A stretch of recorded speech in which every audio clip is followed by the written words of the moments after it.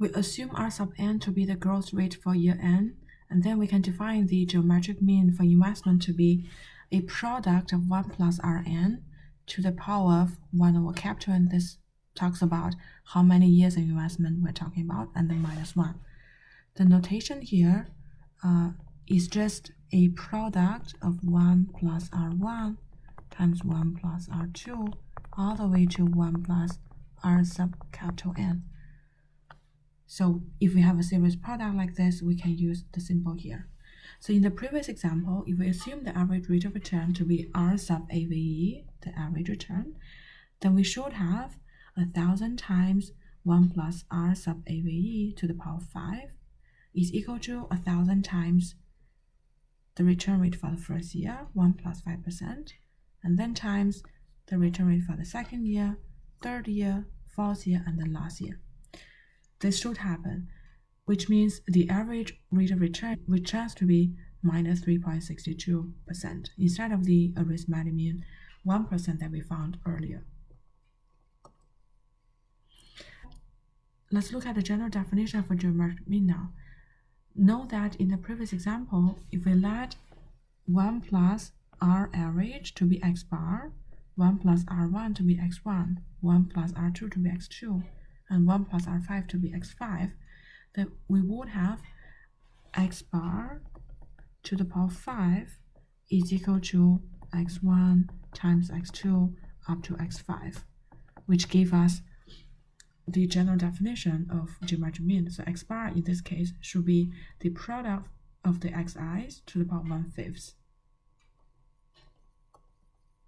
We define the geometric mean to be the nth root of the product of n numbers. So if you have a set of numbers x1 to xn, then this expression here would give us the geometric mean, a product of x1 up to xn to the power of 1 over n.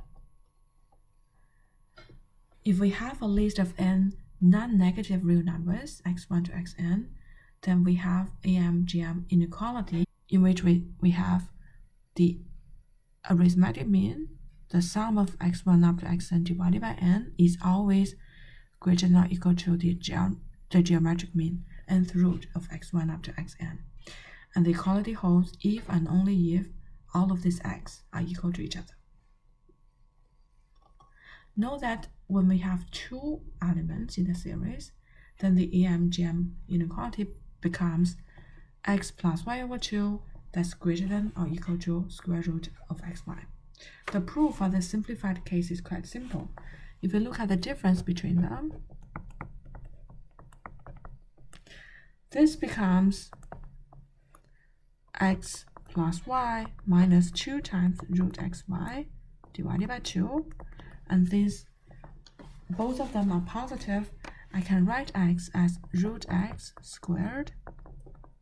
I can write this term as 2 times root x times root y, and then plus root y squared over 2. And we notice that on top we end up with a complete squared, root x minus root y squared over 2. And we know for sure this is always greater than or equal to 0, and the equality would happen when x is equal to y, therefore proving AMGM inequality when n is equal to 2.